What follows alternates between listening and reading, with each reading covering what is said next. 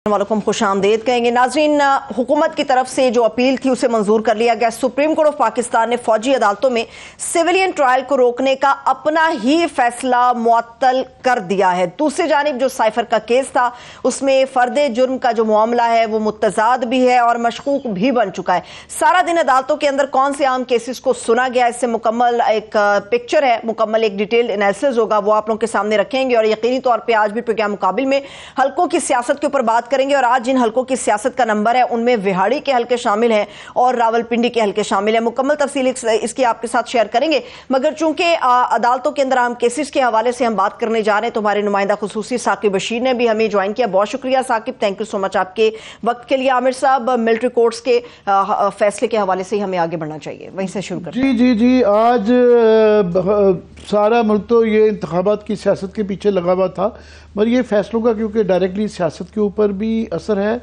और इस वक्त ये वो ये मुकदमात हैं जिनके बहुत ज़्यादा कॉन्सिक्वेंसेस हैं। वो जो कहते हैं ना, फार रीचिंग कॉन्सिक्वेंसेस, कि आने वाले दिनों महीनों सालों के तक ये जाएंगे और ये एक मिसाल बन जाती है।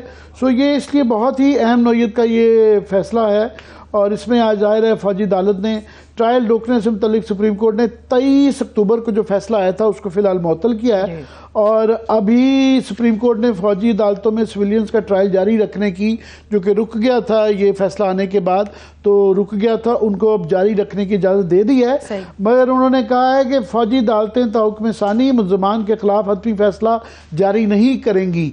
यानी कि ये जो एक अबहम था कि अगर, क्योंकि आगे एक दो दिन में इलेक्शन शेड्यूल आ जाएगा, तो अगर किसी की कन्विक्शन यहाँ से हो जाती है ना अदालतों से, क्या वो इलेक्शन लड़ पाएगा या नहीं लड़ पाएगा, तो ये फिलहाल उन्होंने हतमी फैसला करने से रोका है। यानी कन्विक्शन अभी फिलहाल नहीं कर सकते जब तक इसका फैसला नहीं आता, हतमी फैसला नहीं आता। दूसरा, इसमें जाहिर है इसमें 5 रुकनी जो 6 रुकनी बेंच था और जिसमें जस्टिस अमीनुद्दीन खान, मोहम्मद अली मजहर, हसन रिजवी साहब और उसके बाद सबसे ज़्यादा तो इसके अंदर जो जस्टिस मसूद साहब हैं उन्होंने लीड किया है और मुसर्रत हिलाली जज साहबा ने इससे इख्तिलाफ किया है। अभी जो तारीख भी दी गई है वो थोड़ी सी लंबी दी गई है कि जनवरी के तीसरे हफ्ते में दी गई है। तो एक तो टाइमिंग का था कि ये जितनी पेशी लंबी कर दी गई है, फैसला ये सवाल किए जा रहे हैं काफ़ी, उनमें सबसे बड़ा सवाल ये है कि बहुत तेज़ी से एक ही दिन के अंदर जो है अभी इसका तफसीली फ़ैसला भी नहीं आया था और बेंच के ऊपर भी एतराज़ात आए हुए थे कि जनाब ये बेंच जो बना है इसके अंदर चीफ जस्टिस साहब ख़ुद भी नहीं आए, सीनियर मेंबरान जो थे जस्टिस मंदोखेल, उसके बाद फाइज़ ईसा साहब ख़ुद और साथ में अतर मिनल्ला साहब, ये 3 जो सीनियर जज हज़रात है वो उनका बैठना चाहिए था, वो क्यों नहीं बैठे और उनके रीजंस भी सामने नहीं आए, जिस पर जस्टिस आज़ुल हसन ने एक तनकीदी ख़त भी लिखा। फिर उसका जवाब बड़ा सख्त किस्म का फाइज़ साहब की तरफ से आया, तो जवाब दर जवाब एक वो लड़ाई चल रही है इसके बैकग्राउंड में। उसके बाद फिर एक और इशू है इससे रिलेटेड कि पहले ये 5 जजेस ने, 5 में से 5 का तकरीबन इस फैसले को जो किया था, मुअत्तल जो किया गया था, जो इसको ओवररूल कर दिया था, वो 5 जजेस ने किया था। अब ये 6 का बना, तो ये 6 में से 5 वर्सेस 5 हो गया है। तो ये नॉर्मली लार्जर बेंच से तवक्को होती है कि एक जज ज़्यादा हो, कम से कम एक जज ज़्यादा हो, तो है तो वो भी एक क्वेश्चन है कि आया 5 वर्सेस 5 है तो इसकी क्या कानूनी हैसियत क्या है, इखलाकी हैसियत क्या है। फिर अभी इसका तफसीली फ़ैसला नहीं आया। एक तो ये एक सवाल आ जाता है कि उनको जज हज़रात को तफसीली फ़ैसला दे देना चाहिए था, उन्होंने इतनी देर क्यों लगाई, और अगर उन्होंने देर लगाई तो मौजूदा बेंच को क्या इंतज़ार कर लेना चाहिए था कि नहीं कर लेना चाहिए था, इसके ऊपर एतराज़ात आए। मगर सबसे ज़्यादा आज अदालत का माहौल था जो कि बड़ा ही टेंस था, बड़ी तल्ख गुफ्तगू हुई जो कि नहीं होनी चाहिए। पहले ही अदालतें हमारी टेलीस्कोप के अंदर रहती हैं, उन पर बहुत ज़्यादा पोलराइज्ड होने का इल्ज़ामात लगते हैं और बहुत ज़्यादा एक वैसे ही तनकीद का निशाने रहता ही है उनके ऊपर। खास तौर पे हमारी जो सुप्रीम कोर्ट, उसके बाद बाद फिर आज जो जिस तरह की ये तल गुफ्तगू हुई है, मैं उसके बाद पूछता हूँ साकिब से। मैं क्विकली बता दूँ कि शुरू में ही समाअत के आगाज़ पे ही ज़ाहिर है दूसरी तरफ से जो काफ़ी बड़े बड़े बुकलात थे, तो लतीफ़ खोसा साहब ने वन ऑफ द पिटिशनर उनके बिहाफ पे जो है जवाद ख्वाजा साहब ने उन्होंने ये कहा था कि जनाब इसके अंदर जो है जो हेड जो कर रहे थे जस्टिस तारिक मसूद, उनके ऊपर एतराज़ किया कि आप अपना माइंड दे चुके हैं, आपको इस पर नहीं बैठना चाहिए। तो उनका यही जवाब नरमी से भी दे सकते थे, उन्होंने बड़े सख्त तरीके से उन्होंने कहा जी मैं नहीं होता हूँ बेंच से अलग, आप कर लें जो करना है। क्या कर लेंगे, क्या कर लेंगे?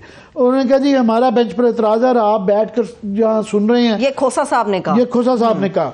तो उन्होंने आगे कहा कि तो क्या केस खड़े होकर सुने? ये बड़ी तो वो एक जिस तरह स्कूल में बच्चे नहीं लड़ते हैं, ये उस तरह की एक मुकालमा हो रहा है, सवाल के तो जवाब में उलट जवाब आएगा। तो वो उसके बाद फिर खोसा साहब ने ये ऑब्जेक्शन की कि ट्रायल जो है ना वो कलअदम करार देने में तफसीली फैसला भी आया नहीं है, तो ट्रायल अब ने दोबारा शुरू कर दिया है, कैसे चलेगा ये?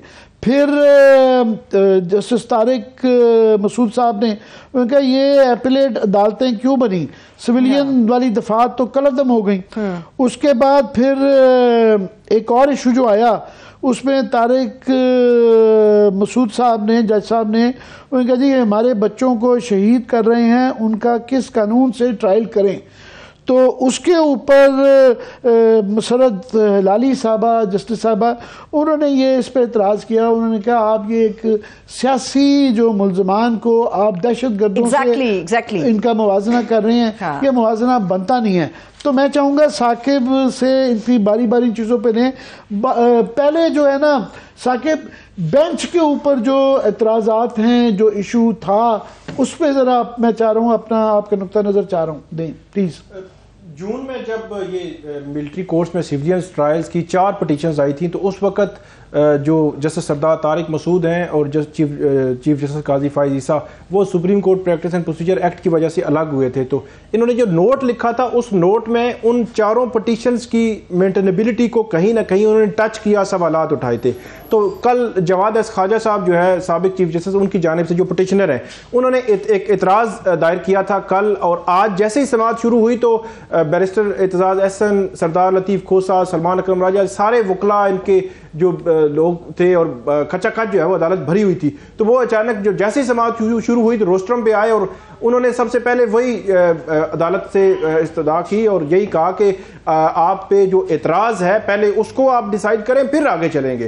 तो ये काफ़ी तल्ख माहौल भी था, और जो जैसे सरदार तारिक मसूद है उन्होंने बड़ा क्लियर कट कह दिया कि जो जवाद ख्वाजा साहब हैं उनका अपना ही तो जजमेंट है कि ये जब भी किसी जज पे एतराज़ होगा तो उसने खुद फैसला करना है कि आपने अलग होना या नहीं होना, तो मैं जो है अलग नहीं हो रहा, अब आगे चले। तो ये मैं यहाँ पे ये एक हमेशा जज की ऑफकोर्स डिस्कशन रहती है, मुख्तलिफ जज हज़रात का मुख्तलिफ केसेस के अंदर मुख्तलिफ जवाबात रहते हैं। तारिक जहांगीरी इस्लामाबाद के जो जज हैं हाई कोर्ट के, उनके ऊपर किसी ने एतराज़ किया था तो उन्होंने आपने आपको रिक्यूज़ कर लिया, मगर कंटेम्प्ट में उस बंदे को फिर उस पर कंटेम्प्ट लगा दी थी। तो कई दफ़ा जज हज़रात जिस तरह जस्टिस मंसूर अली शाह पे मुझे जो याद पड़ता है, उनके ऊपर एतराज़ पिछली हुकूमत के अंदर जो है किया गया था और उन्होंने अपने आप को रिक्यूज़ कर लिया था।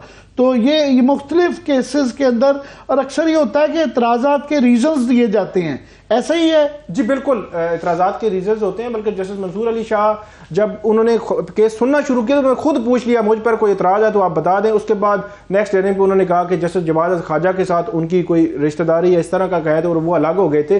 जो रीजनिंग की आपने बात की, बिल्कुल बाज़ औक़ात रीजनिंग होती है, बाज़ औक़ात कुछ बताया जाता है कि हमें आप किसी पार्टी की तरफ से वकील रहे हैं या इसमें कहीं ना कहीं आपका इंटरेस्ट है, लेकिन इस केस में मेरा ख्याल में ज़्यादा इन डेप्थ एक जो है वेल रीजनिंग जो है वो ये एतराज़ था कि इसमें बाकायदा तौर पर इसी केस में वो उनकी मेंटेनेबिलिटी पे कहीं ना कहीं जो